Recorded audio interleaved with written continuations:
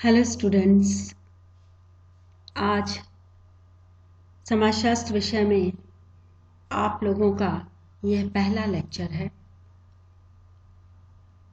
परिस्थितिवश हम लोग प्रत्यक्ष रूप से एक दूसरे के सामने नहीं हैं। आप जानते हैं परिस्थितियां बहुत प्रतिकूल हैं, किंतु बाकी कक्षाओं की तरह प्रथम वर्ष की कक्षाएं भी जब तक कि परिस्थितियां सामान्य नहीं हो जाती ऑनलाइन ही चलाई जाएंगी। आप जिन लोगों ने भी समाजशास्त्र विषय लिया है उन सभी का मैं समाजशास्त्र के क्षेत्र में समाजशास्त्र के कक्षा में स्वागत करती हूँ। मेरा नाम डॉक्टर विनीता लवानिया है और मैं आपके कॉलेज में समाजशास्त्र के एसोसिएट प्रोफेसर हूँ।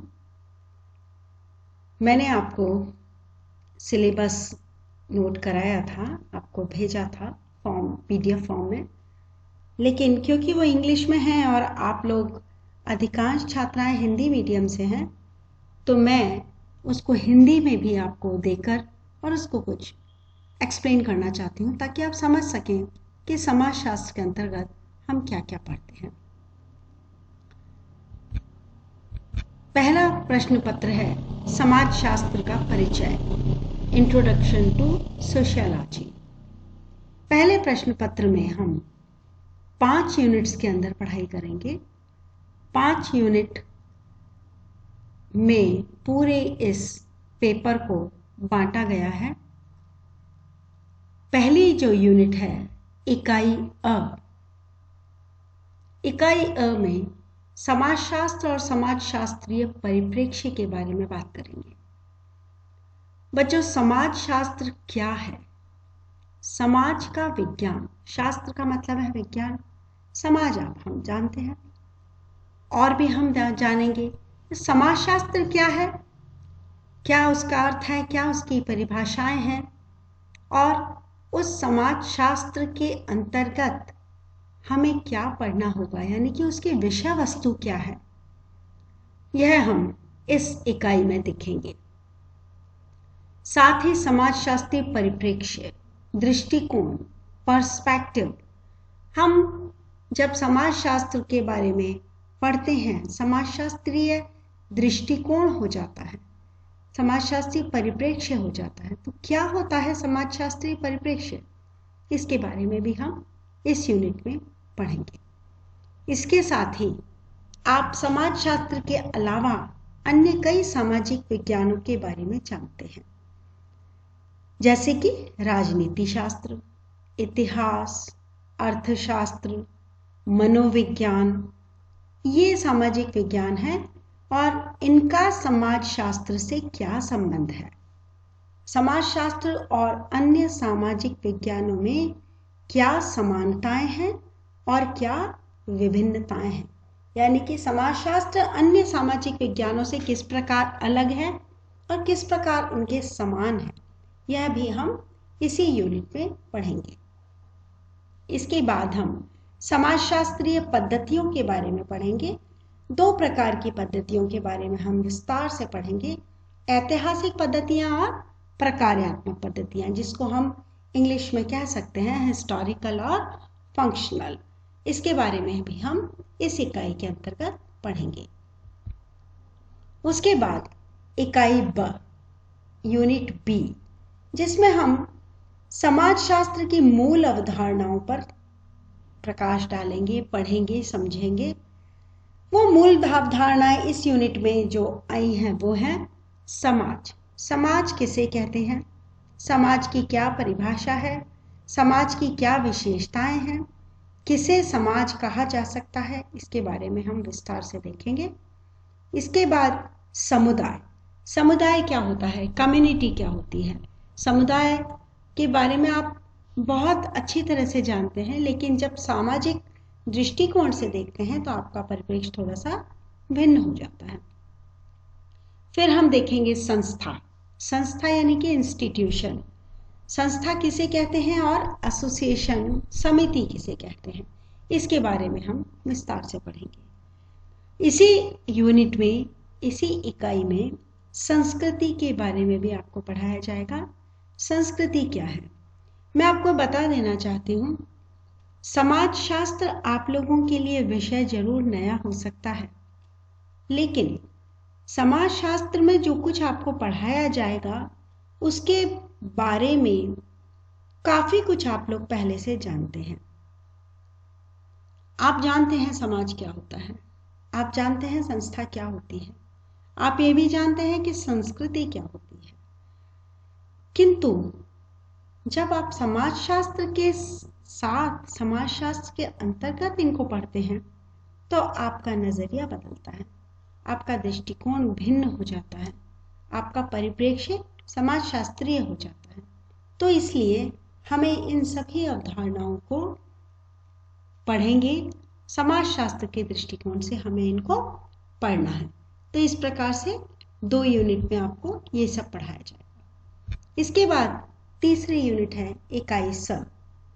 इकाई स में भी कुछ मूल अवधारणाओं के बारे में चर्चा की जाएगी, जैसे कि सामाजिक संरचना। सामाजिक संरचना क्या होती है? कोई भी संरचना के बारे में आप जानते हैं।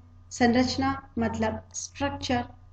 यदि आप अपने शरीर को देखें तो शारीरिक संरचना क्या है? शारीरिक संरचना आपकी, आपके 2 आंख हैं, 1 नाक है, 2 कान हैं, 1 मुंह है, 2 हाथ हैं, 2 पांव हैं। तो इस प्रकार से सारे अंगों को मिलाकर के एक संरचना तैयार हुई है, और उस संरचना के कुछ, हर अंग के कुछ कुछ काम है और उन अंगों के एक दूसरे पर निर्भरता है। बिल्कुल इसी तरह से सामाजिक संरचना होती है। समाज के कुछ अलग अलग इकाइयां होती हैं जो कि समाज के अंगों के रूप में कार्य करती हैं, और उनमें आपस में उसी तरह का कोऑर्डिनेशन होता है जैसा कि हमारे शरीर में या किसी भी अन्य संरचना में होता है। तो क्या है सामाजिक संरचना, उसकी अवधारणा पढ़ेंगे हम इस यूनिट में, और उसी के साथ सामाजिक संरचना की विशेषताएं भी पढ़ेंगे। इसके बाद सामाजिक समूह। सामाजिक समूह क्या होता है? समूह किसे कहते हैं? कुछ 2 या 2 से अधिक व्यक्ति जब एक किसी उद्देश्य को ध्यान में रख करके वहां पर एकत्रित होते हैं, उनको समूह कहते हैं। और सामाजिक समूह क्या होते हैं? सामाजिक समूह कई प्रकार के होते हैं।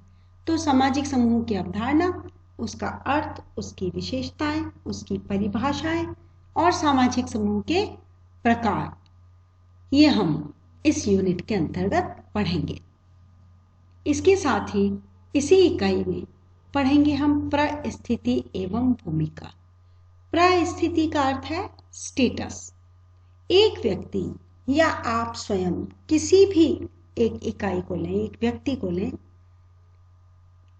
एक समय में जिस स्टेटस पर है, जैसे कि आप अपने परिवार में पुत्री के स्टेटस पर हैं, आप अपने पड़ोस में पड़ोसी के स्टेटस पर हैं, जब आप यात्रा करते हैं तो आप यात्री के स्टेटस में होते हैं, जब आप महाविद्यालय में या विद्यालय में जाकर पढ़ते हैं तब आप छात्रा की स्टेटस में होते हैं, जब आप दुकान पर जाकर के आलू खरीदते हैं तब आप ग्राहक के स्टेटस में होते हैं। ठीक है?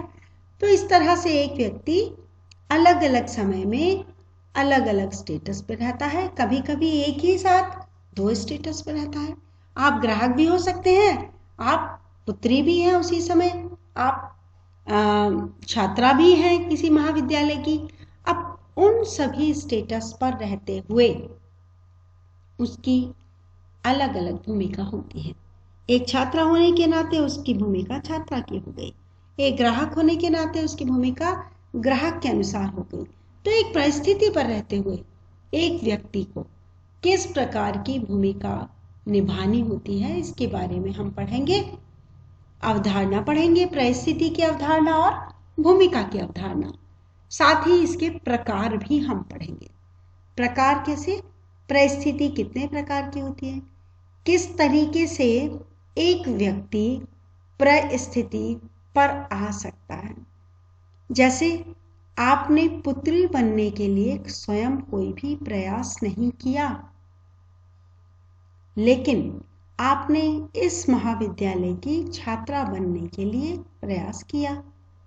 तो पुत्री बनने के लिए जो प्रयास नहीं किया गया, फिर भी पुत्री की परिस्थिति आपके पास है, आप एक पुत्री के स्टेटस पे हैं, तो वह हो गई प्रदत्त परिस्थिति, आपको जन्म से मिली है, जन्मजात परिस्थिति। जबकि इस महाविद्यालय की छात्रा होने के लिए आपने प्रयास किया, फॉर्म भरा, अन्य महाविद्यालयों की तुलना में आपने इसको प्राथमिकता दी या इसमें आपने प्रवेश लिया, तो आपने ये हो गई आपकी अर्जित परिस्थिति, यानी कि आपने इसको अर्जित किया। तो जब जिस प्रकार से प्रदत्त परिस्थिति और अर्जित परिस्थिति होती है, उसी के अनुरूप उसकी भूमिकाएं भी होती हैं। इसके बाद मानक एवं मूल्य, नॉर्म्स और वैल्यूज। हर समाज के कुछ मानदंड होते हैं, कुछ मानक होते हैं, कुछ स्टैंडर्ड्स होते हैं, कुछ नॉर्म्स होते हैं कि इस प्रकार का कार्य सही है, इस प्रकार का कार्य सही नहीं है, और उसका निर्धारण भी समाज के व्यक्तियों द्वारा किया जाता है। तो मानक या मानदंड या नॉर्म्स किसे कहते हैं, मूल्य क्या होते हैं, मूल्य वैल्यूज क्या होती हैं, और सामाजिक मूल्य कितने प्रकार के होते हैं, कैसे कैसे सामाजिक मूल्य होते हैं, इन सामाजिक मूल्यों को किस प्रकार से परिभाषित किया जाता है, इन सामाजिक मूल्यों को किस प्रकार से वर्गीकरण किया जाता है, यह सब हम इस यूनिट में पढ़ेंगे। आज के लिए इतना ही। आप इस सिलेबस को हिंदी में, जो कि मैंने भी आपको दिखाया है, इस पर नोट करिए अपने रजिस्टर्स में। एक बात ध्यान रखिए, समाज शास्त्र का रजिस्टर अलग से बना लीजिए। मैं जो भी आपको बता रही हूँ, अगर मैं आपको PDF के फॉर्म में कुछ नोट्स भेजती हूँ, मैं आपको YouTube के माध्यम से कुछ समझाती हूँ, या आपको कुछ इस स्लाइड्स के माध्यम से आपको कुछ इन्फॉर्मेशन दी जाती है, आप उसके नोट्स बनाइए, अपने पास लिखिए, उसके बाद उनको समझिए, मेरे लेक्चर को सुनिए, समझिए, और कहीं कुछ समझ नहीं आता है तो आप व्हाट्सएप करके मुझे इसके बारे में पूछ सकते हैं। तो आज के लिए इतना ही। अगली 2 यूनिट्स में आपको अगली कक्षा में समझाऊंगी और नोट भी कराऊंगी। Thank you.